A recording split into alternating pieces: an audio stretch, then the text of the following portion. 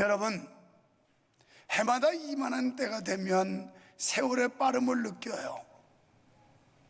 그러면서 참 하나님의 은혜가 더 크고 감사하게 생각이 됐고, 또 우리 교회가 이 권선동 땅에 1986년 4월 5일 식목일 날 아무도 없는 곳에 허벌판에다가 조립식 콘서트 막사 35평짜리 짓고, 그것도 내가 노가다 다 해가지고 이래고 시작한 교회.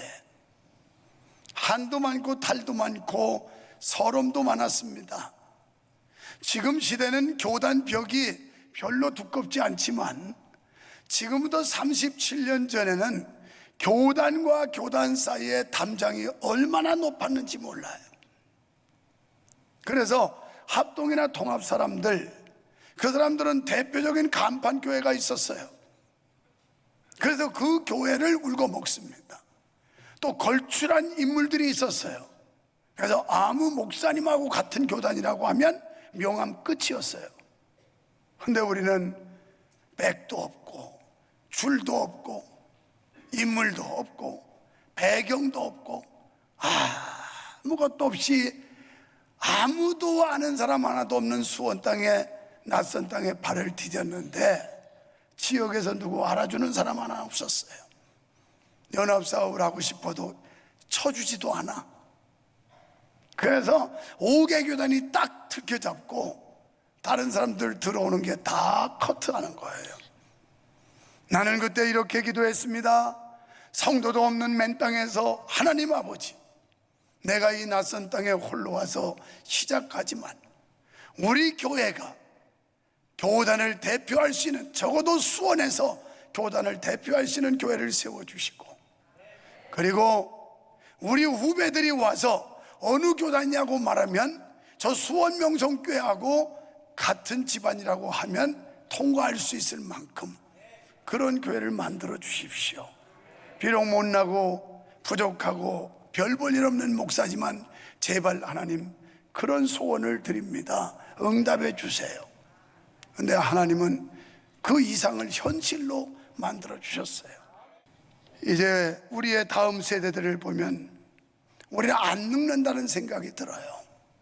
2부 예배 때 찬양대 섰습니다마는 로비에서 한번 만나가지고 너는 누구냐?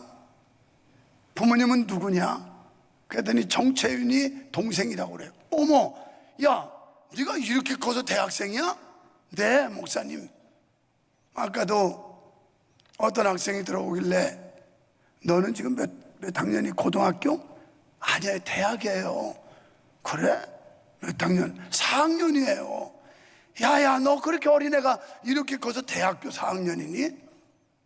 이런 다음 세대가 자라는 거 보면 우리는 안 늙는다는 생각이 들어요. 그 아이들이 벌써 수십 년 돼서 자라는 거 보면 나는 벌써 꼬부라져 가지고 늙어서 그냥 파파 할아버지가 됐어야 될 텐데 그런 거 보면 참 안 늙는구나 하는 생각도 가져봅니다.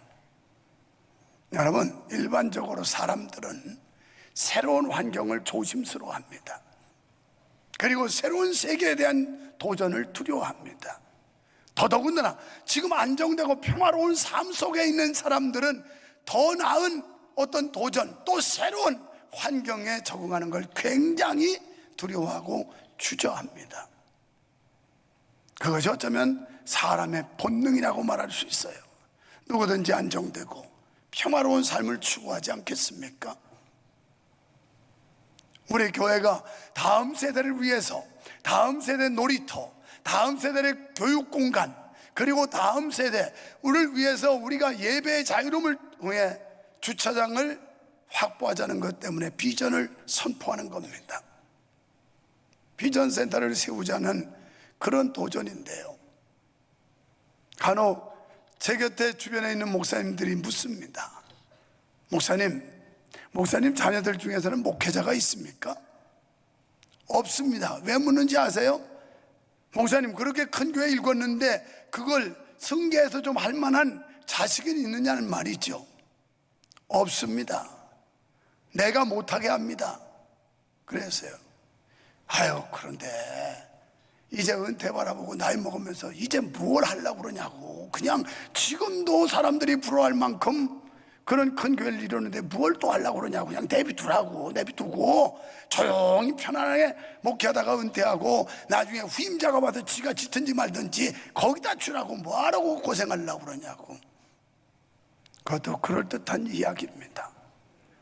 여러분도 그런 생각 가지고 있죠? 목사님, 이만해도 부족함이 없는데 뭘 또 다른 도전하려고. 아유, 목사님 편안하게 계시다 은퇴나 하세요. 뭐라 그래요? 그리고 나도 싫어요. 하기 싫어요. 더 이상 쫄리기 싫어요. 지금 그런 분들이 있을 수도 있어요. 그러는 순간 우리 교회는 끝나는 거예요. 나도 때로는 그런 생각이 들 때도 있어요. 내가 무슨 내 걸 만드는 것도 아니고, 내 자식들이 내 대를 이어서 이 교회를 끌어가 줄 것도 아니고, 어차피 내 연한 차서 물러나면 그만인데 평생 빛 가운데 살아왔던 사람이 또 이런 도전을 할 필요가 있는가? 어떻게 보면 무모한 도전처럼 보입니다. 하지만 이는 지극히 인간적인 생각일 수밖에 없습니다. 우리 교회가 끊임없이 도전하지 않는다면 변화와 발전을 기대할 수가 없을 것입니다. 지금 우리가 구상하는 비전센터, 이 비전센터는 예산이 100억 이상 듭니다. 원래 100억에 맞추려고 했던 건데 요즘 건축 단가가 올라가지고 아무래도 우리가 생각한 것보다는 초과되리라는 예측을 지금 하고 있습니다. 저는 지금도 기도하기를, 이제 목회 말년에 비전센터 세우는 건 비지 없이 세웠으면 좋겠습니다. 하나님 그렇게 역사해 주세요. 이 기도를 새벽마다 합니다. 그런데 힘들지 않아요? 불가능하지 않아요? 우리 교회 성도들이 십시일반 조금씩만 참여한다면 이까짓 건 너끈히 빚 없이 비전센터를 세울 수가 있습니다. 100억 가운데 지금 약 60%의 건축 재정은 다 확립을 하고 있습니다. 그러니까 이 예배당 질 때 185억 들어갔는데 은행에다 100억 세팅해놓고 대출 받아서 칠 때가 되면 지금은 아무것도 아니에요. 그런데 언제까지 우리가 강 건너 불구경하듯이 하겠습니까? 우리의 다음 세대를 세우고 젊은이들이 모이고 청년들의 놀이판을 만들어주고 어린이들의 놀이터를 만들어주는 일에 우리가 무관심해서 되겠습니까? 여러분, 그 일에 있어서 아이고 나 한 구자 했는데요 이러고서 책임을 모면하려고 생각하지 마십시오. 지금 새롭게 도전해야 됩니다. 2부 예배 때 이런 스토리를 얘기했더니 어느 권사님, 목사님 오늘 설교 짱이었어요. 정말 잘하셨어요. 저희도 추가로 또 하기로 결심했어요. 이래야 되는 거지. 내가 지금까지 교회 여러 번 지으면서 부흥사들에다가 작정홍보 한번 시켰습니까? 강제로 여러분 흥분시켜가지고 돈을 걷어냈습니까? 한 번도 그런 적 없어요. 신사적이고 아주 양심적으로. 여러분 우리 한 평씩 세워봅시다. 요새는 한 평에 500만 원에 될지 모르지만 한 평씩 한번 해봅시다. 이래서 도전한 교회가 185억 100억을 빚지고 85억을 만들어서 교회를 입당한 뒤에 7년 만에 100억 싹 갚았어요. 여러분 우리가 안 되는 거고 여러분이 안 하는 거지 하나님은 하세요. 하나님은 하실 수가 있어요. 그분은 능력이 있습니다. 지금까지 우리 교회를 그렇게 역사해 오셨어요. 완전 제로베이스에서 무에서 유를 창조하는 듯한 이런 역사를 이루게 하셨어요. 지금은 60%의 건축금을 다 비축을 해놓고 이제 연말에 도작을 하는데 그때다 되면 얼마나 쉽겠어요. 거기다가 또 그건 별도로 했습니다. 지금 교회가 매월 조금씩 적립하는 거 있어요. 담임 목사 퇴직금일란지 전별금일라는지 나중에 은퇴할 때 우리 목사님 평생 청춘을 쏟아붓고 교회를 이렇게 번듯이 세워서 참 고맙다 이런 마음으로 전해준다고 지금 조금씩, 그건 여기다 건축비에 포함하는 거예요. 그것도 넣어야 될까? 그러지 마요. 나중에 목돈도 못 만들면서 무슨 소리 하고 있어요. 여러분, 우리 교회 저력 있는 교회예요. 150명 출석할 때도 그 일을 했고, IMF 때 부도난 교회처럼 보이는 4년 반 동안도 견뎠고, 결국 하나님이 함께 하시니까 되더란 말이에요. 2주 전 금요일이었습니다. 저 뒤에 앉아 있는데 우리 큰손녀 지우가 무슨 종이를 하나 들고 오더니 연필을 가지고 체크를 해요. 그래서 옆으로 이렇게 봤어요. 그런데 이걸 갖고 와가지고 동그라미를 이렇게 긋고 있는 거예요. 그래서 얘가 왜, 아니 뭘 하는 거지? 봤더니 이지유, 이하유, 이찬유, 자기네 3남매 이름에다가 체크를 해요. 이상하다. 주일학교 교육부서 애들이 헌금한 게 여기 명단에 나올 리가 없는데 왜 얘들 이름이 들어갔을까? 의아했는데 순간 보니까 비전센터 건립금 한 구자를 한 명단에 자기 이름이 들어간 거예요. 세상에 초등학교 4학년 아이도 여기에 관심이 있더라고요. 그 아이가 자기 이름이 여기 들어왔다는 것 때문에 체크를 하고 있더라고요. 그래서 2부 예배 마치고 1부 예배 마치고, 여보 우리 손자들 친손자들 이름은 있나? 지호 지원이는? 그러고 명단을 확인해 보니까 둘째 손자는 늦게 태어나서 아직 못했어요. 여러분, 지금 현재로 보면 그 아이들이 여기 와서 비전센터 세웠다고 예배할 아이들 아닙니다. 미국 시민권자예요. 그러나 우리가 자식의 미래를 위해서, 교회 다음 세대와 하나님의 역사와 하나님의 영광을 위해서, 아이를 위해서 교육보험도 넣고 생명보험도 넣는다면 우리는 영적으로 하나님 앞에 보험 넣는다는 심정으로 지 엄마 아빠는 맥부자시겠고, 그 아이도 두 번째 태어난 이제 돌 지나가지고 얼마 안 돼서 이번에 나오면 4월 달에 며칠 있다 나오는데, 나오면 그 아이도 할 겁니다. 명단 보십시오. 목사와 인척들이 얼마나 앞서서 헌금을 하고 있는지를. 목사가 지금, 여러분 지금의 현상만 보면 우리 목사님 출세했어, 성공했어, 목회해가지고 호강하고 있어. 그 과정과 여정을 보면 그런 말 함부로 하면 안 돼요.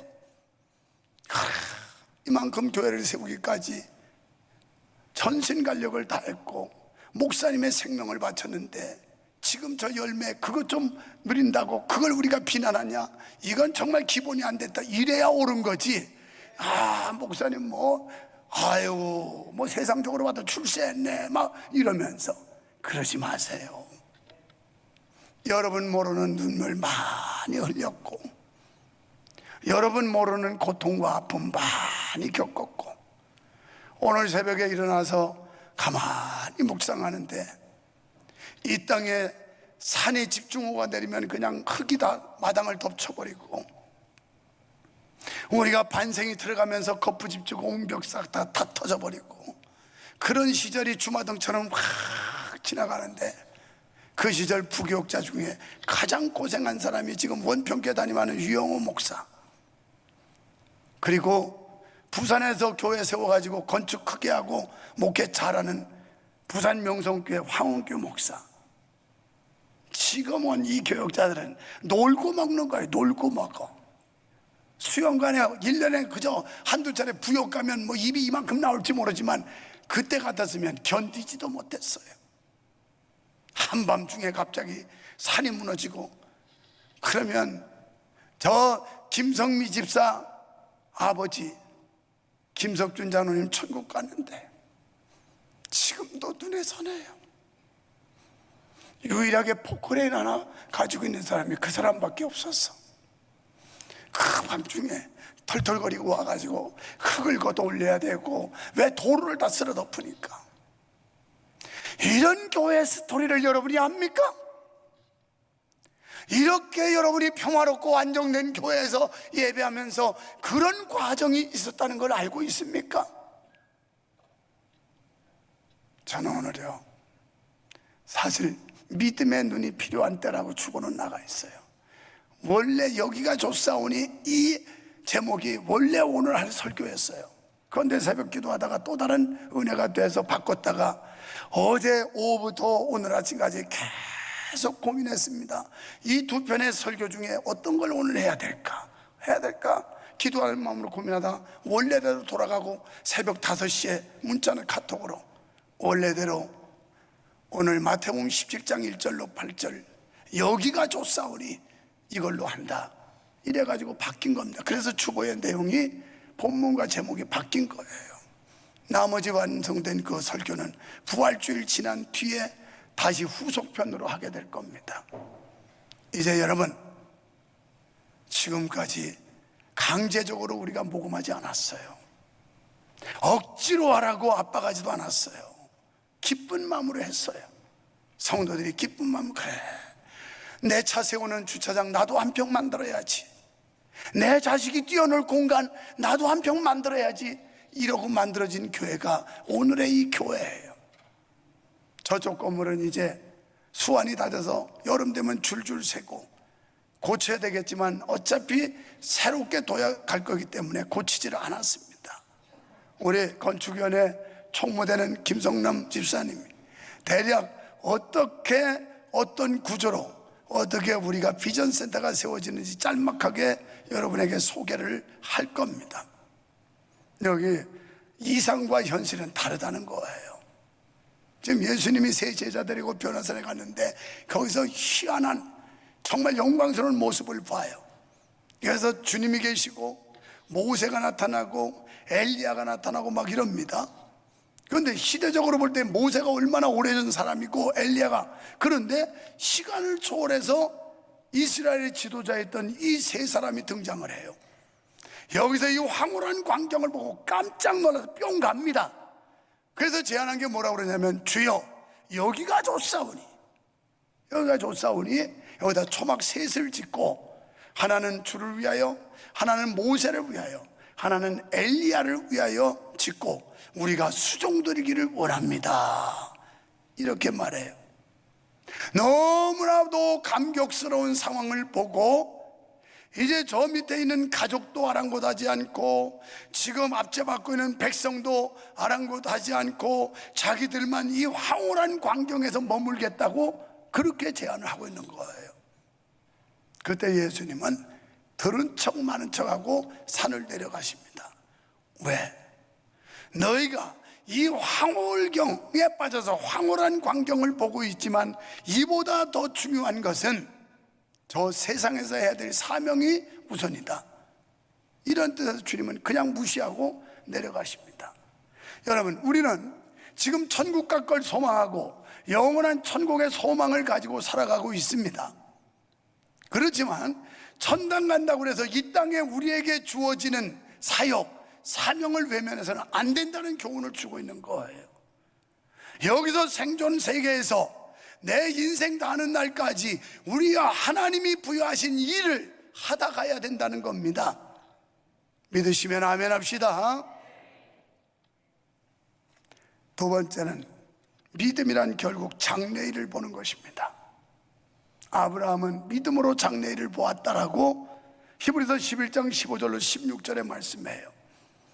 히브리서 11장 1절에 보면 믿음은 바라는 것들의 실상이고 보지 못하는 것들의 증거다. 제가 이 허업을 판 낯선 땅에 아는 사람 하나도 없이 개척할 때 하나님 앞에 이상을 걸고 기도했는데 그게 현실로 이루어졌어요. 이 믿음의 능력이라고 하는 것은 이상을 현실로 만들어가는 겁니다. 우리의 상식과 상상과 우리의 계산을 뛰어넘는 놀라운 하나님의 역사를 현실적으로 나타나게 하는 게 믿음입니다. 이런 믿음 가지시기를 축원합니다. 제가 만약 제 생각 제 고집대로 했다면 오늘의 이 교회는 존재하지 않았을 것입니다. 언제나 하나님 편에서 하나님이 원하시는 방향에서 결정하고 따랐더니 오늘의 교회를 이룰 수가 있었던 거예요. 세 번째는 사명을 위해서 살아야 합니다. 사랑하는 성도 여러분, 인생의 가치는 무엇을 위해 살았느냐에 달려가 있지 않습니다. 어떤 학교를 나왔느냐, 또 집안이 뼈대가 있는 가문이냐, 얼마나 큰 저택에 사느냐가 아니란 말입니다. 이런 면에서 우리는 자신의 변화세는 내려와야 합니다. 여기서 안주하려고 하고 더 이상 도전하지 않고 더 이상 노력하지 않으려는 이 변화산, 나만의 변화산에서 내려오지 않으면 안 된다는 거예요. 대개의 사람들은 머물러 있기를 좋아합니다. 그러나 그리스도인의 삶은 고난 가운데서도 날마다 변화되어져 가는 삶이어야 하고 전진하는 삶이어야 할 줄로 믿습니다. 이스라엘 백성의 경우를 보십시오.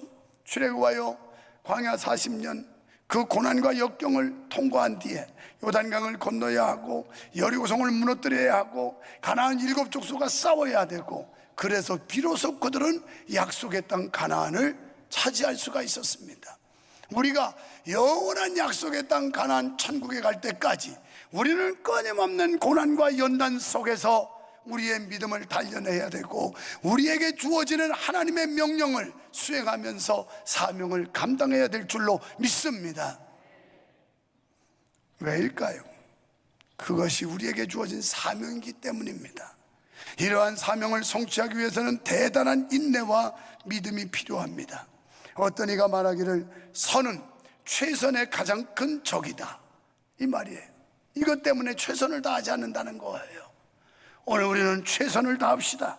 여기가 좋으니 하며 안주할 때 장차 올 영광을 잃어버리게 됩니다. 우리는 쉽고 편안한 것, 즉각적으로 만족을 얻을 수 있는 것을 좋아합니다.